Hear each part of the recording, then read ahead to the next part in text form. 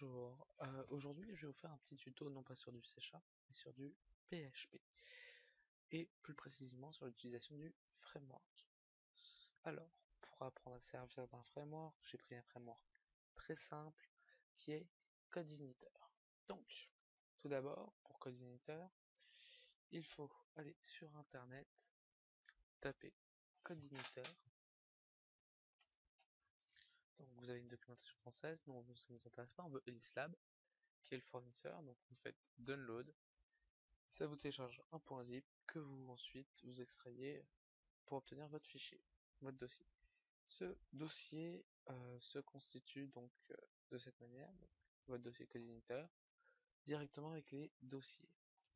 Sauf que ces dossiers, vous ne comprenez pas forcément pourquoi c'est, sauf si vous avez déjà renseigné sur les frameworks. Un framework, surtout CodeIgniter, comme tant d'autres, sont sur la base du MVC, Model View Controller. C'est une façon de structurer votre code. Le modèle va gérer les requêtes en base de données, le contrôleur c'est une passerelle entre le modèle et la vue. La vue c'est l'affichage. Donc c'est pour contrôleur permet d'aller récupérer les données dans le modèle, via le modèle, et de les fournir à la vue. Globalement, voilà l'intérêt d'un framework.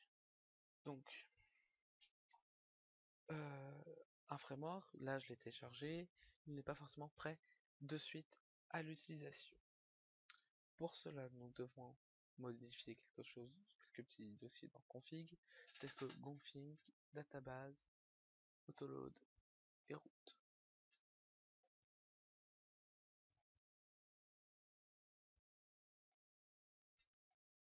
Donc voilà. Pour cela, vous utilisez un éditeur de texte. Moi, personnellement, j'utilise Sublime Text. Certains utiliseront Notepad++. Bref. Voilà. Comment cela se passe-t-il? Donc, nous voulons que notre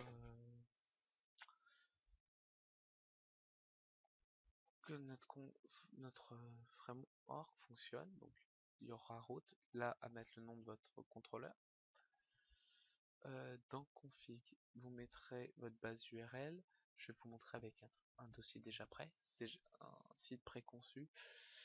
Je vous montre ce qui a changé quand même avant. Donc la base URL à en renseigner. La clé de cryptage à créer, truc basique, vous en faites pas.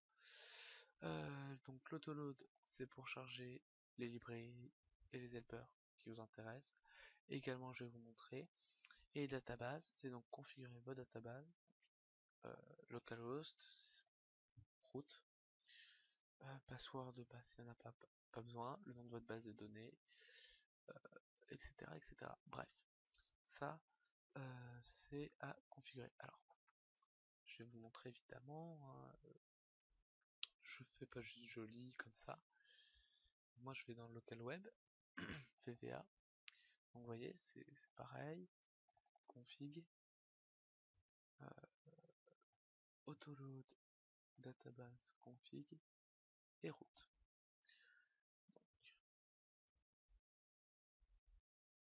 Sauf que évidemment j'ai fermé Sublime Text. Donc on va tout réouvrir.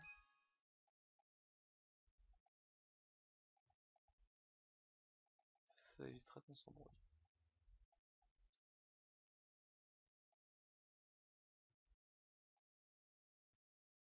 Donc voilà. Donc comme je le disais, route, moi mon contrôleur s'appelle VV Account. Autoload, donc les librairies par rapport aux bases de données, aux formulaires, aux sessions, des helpers par rapport à l'URL, l'HTML ou les formes. Donc voilà. Dans config, donc HTTP, vous pouvez mettre localhost si vous souhaitez, ou 127.0.1, donc c'est l'IP, et le nom de votre dossier, le nom du dossier moi, que j'ai appelé VVA, et la clé de cryptage, évidemment, que vous mettiez comme vous voulez. Donc, voilà, la database qui est configurée, et dans route, comme je vous le disais. Alors, voilà, vous allez me dire, c'est bien un beau, parce que quand on regarde dans CodeIgniter, donc là je vais dans CodeIgniter, application, on parle de contrôleur, mais qu'est-ce que mon contrôleur? Je n'ai rien. Alors, c'est simple, on va faire créer un contrôleur. Pour cela,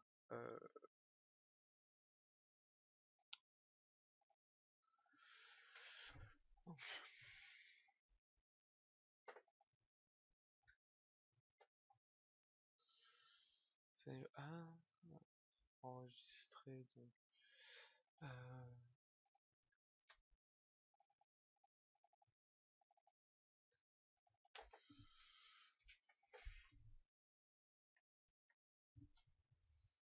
qu'on teste, on est d'accord, sauf que comme un idiot, je l'ai pas enregistré comme il fallait. Donc nous on veut du PHP. Tac. On enregistre. Donc là, si je fais PHP,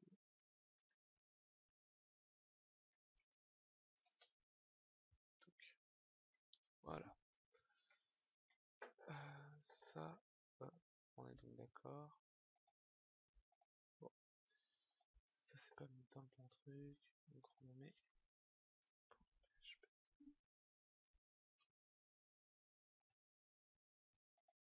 Donc on va faire le welcome plutôt.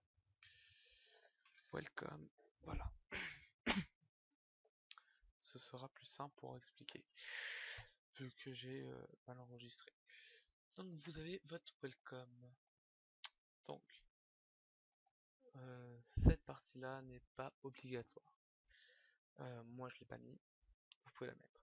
Ensuite vous faites classe, le nom de votre contrôleur. Attention, vous voyez bien, le nom de votre page est en minuscule. Vous remettez bien la majuscule avant. Extend CI contrôleur. Ça permet de dire que c'est bien un contrôleur pour code unitaire. Quand vous faites un modèle, c'est sur le même principe. Je vais vous montrer donc directement avec une application faite, donc contrôleur. Voilà, moi je vais en PHP, j'ai dit que c'était VACount, vous avez bien vu, j'ai la majuscule au départ. Donc voilà, là vous avez créé votre contrôleur. Tout ça, il n'y en a pas besoin au départ, c'est des fonctions que vous rajouterez au fur et à mesure. Quand vous créez, alors ce qu'on va faire c'est que, excusez-moi, vu que c'est une application existante, elle est un peu...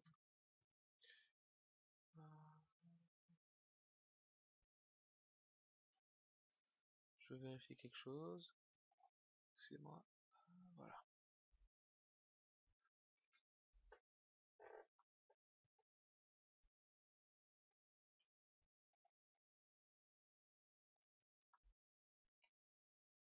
Donc voilà. Ensuite, vous devez créer une fonction index qui chargera la vue de départ. Ici, donc fonction index, thisLoadView. La vue est donc un affichage.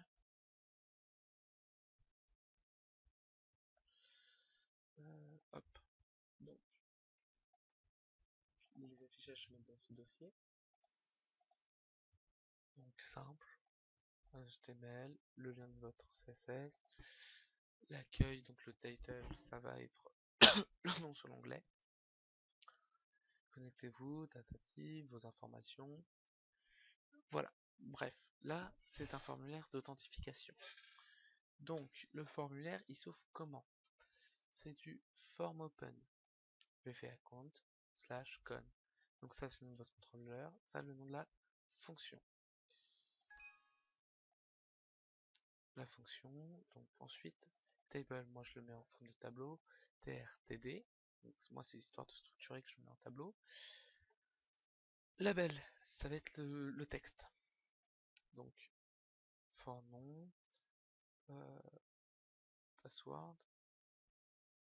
Donc, il y a plusieurs. Donc, id form log, type texte, name log. Voilà.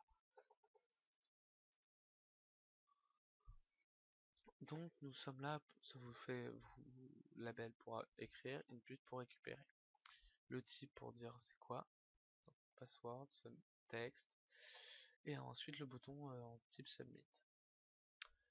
Form close pour bien fermer. Donc, quand vous appuyez sur le bouton, ça vous chargera la fonction con connexion.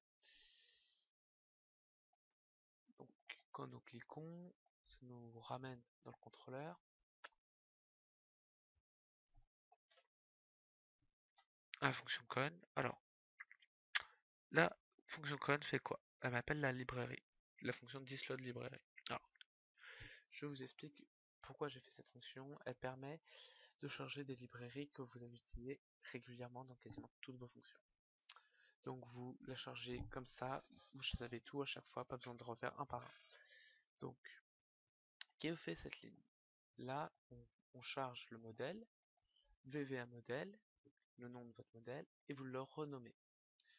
Alors, je vous ai pas encore montré le modèle, ce que je vais faire de suite, vu qu'on s'y intéresse maintenant. Le modèle, c'est donc, comme je vous disais, l'accès à la base de données. Donc, comme, pardon, comme le contrôleur, vous faites classe, VVA modèle en pensant bien mettre la majuscule au départ, extensive modèle. Là, ça arrête la ressemblance. Ensuite, c'est directement le nom des fonctions que vous voulez faire. Donc, je retourne à ma fonction con. Donc, je charge mes librairies. Là, c'est pour récupérer les informations du formulaire. Donc, on avait dit que c'était des inputs, post et le nom de l'input. Donc là, on récupère le login, le password. Donc là, j'ai une variable con qui va récupérer dans mon contrôleur. Je charge mon modèle, donc vmod, la fonction valider connexion. Donc là, je récupère le résultat de valider connexion. Valider connexion, on voit bien qu'il récupère le user et le password. On les passe bien. Pareil, la log, on passe. Ensuite, la requête select. Alors, moi je l'écris comme ça. Code Editor vous propose une façon de faire. Chacun choisit son style. Donc query, donc j'exécute ma requête ici. Là, je regarde le nombre de lignes qui sont concernées. Si c'est 0, c'est qu'il n'y a aucune ligne qui est sélectionnée selon l'identifiant là. S'il y en a une, ça ressemble true. S'il n'y en a pas, ça fait false. Ensuite, ça me le retourne. Donc ici, après, je fais ma vérification. Si c'est faux, j'affiche une page d'erreur de connexion que j'ai créée. Donc là, je charge ma vue. Si ça ne l'est pas, je vais récupérer des informations. Je vais créer ma variable de session. Donc session array, tac tac tac tac tac. Je crée mon tableau. Ensuite, je fais un set user data. Ça veut dire que je crée ma session. Donc data type. Voilà, là on initialise une session. Là, je récupère les informations de ma session. Donc voilà. Donc là, c'est vite fait pour la session. Je vous montre très rapidement. S'il faut, je reviendrai plus en détail dessus. Donc là, votre modèle, votre contrôleur, vos vues. C'est bien, vous voyez du code. Maintenant, qu'est-ce que ça donne en vrai? Alors ça, c'est ce que je vais vous montrer maintenant. Donc, pour utiliser le PHP, il vous faut un serveur. Donc moi, j'utilise EasyPHP. EasyPHP que vous pouvez télécharger gratuitement. Vous avez un panel de gestion. Moi, j'ai déjà ouvert. Sinon, ça se présente comment?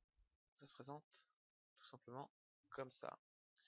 Votre serveur web, votre serveur base de données. Si c'est rouge, c'est un. Si c'est orange, il y a un problème. Si c'est vert, c'est que ça fonctionne. Donc voilà. Vous pouvez donc, quand c'est vert, soit faire clic droit, administration, vous retrouvez sur cette page, soit directement 127.0.0.1 ou localhost, et vous arrivez là-dessus. Donc nous on a dit qu'on était sur VVA, donc quand on charge VVA, direct l'index il me charge la vue là. Donc,